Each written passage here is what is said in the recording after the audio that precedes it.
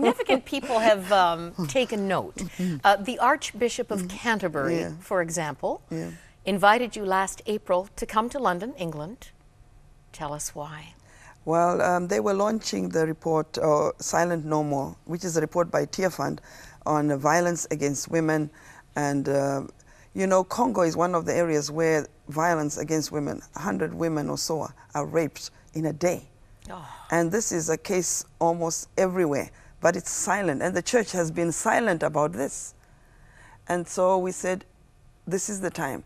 The Archbishop of Congo was there and the Archbishop of Rwanda were there with the Archbishop of Canterbury and a few of us who were invited for the launch. And we committed to say that wherever we are, wherever we work, we will not be silent, we will speak out against violence, against rape, against abuse of any sort. Well, you're going to see this T-shirt on a very bright face in the next picture we want to show you. And there's a lot we could say about this woman, Theresa. What is her name? She's wearing the T-shirt. There she is. That is one of our champions in Chikudsulire. Why is she so happy? She is happy. She is a lady that's living positively with HIV. That means she's on medication, she has the hope of life, where she had a death sentence. And also, you know, we were given selenium from Canada, and all of our patients are on selenium. It's an immune boosting organic, you know. It's a herbal remedy, isn't it, that boosts their immune system? That's right, and it makes them eat. Oh, it helps their appetite. Appetite. And so most of our patients, especially the terminal ones and those that are just being infected by tuberculosis, pneumonia, they're weakened, malaria, they're weakened, and they don't eat. But when they drink this, they begin to have an appetite and they eat. And most of our patients have put on from 1 kg to 6-7 kgs within weeks. And she's one of them that has declared that, you know, there is life after HIV. What was she doing to generate income? She was brewing local beer. And she said, you know, after she was prayed for and the Lord chose her as one of the chosen few that he wants to use, she changed and now she's making soap, she's making beads, she's joined the group of women that do income generating activities. So she's flourishing. I mean, she's a testimony of what God will do when you are obedient. We have very little time, but I do want to go through these pictures really quickly just to give you a feel of what a transformed community looks like. And the first one is women doing Bible study. This is, you know, I've looked at so many of Richard's pictures and you just commonly see people Bible in hand.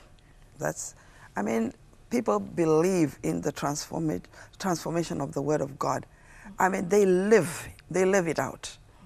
And that is life to them. Now here's another happy dance because the sewing machines have arrived. I'm telling you, because that is income generating activities for women.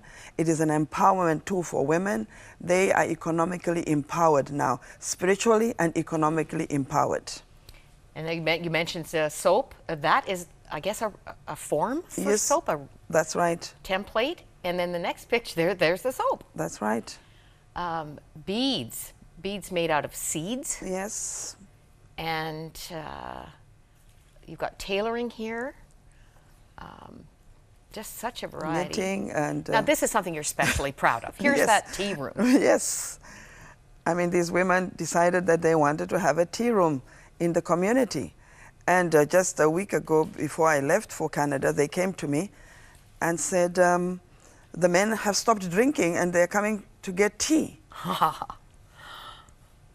And that was the arrival of the equipment. They were waiting for those big kettles. Yes, it was the starter pack to start them off on this business. They're doing well, extremely well.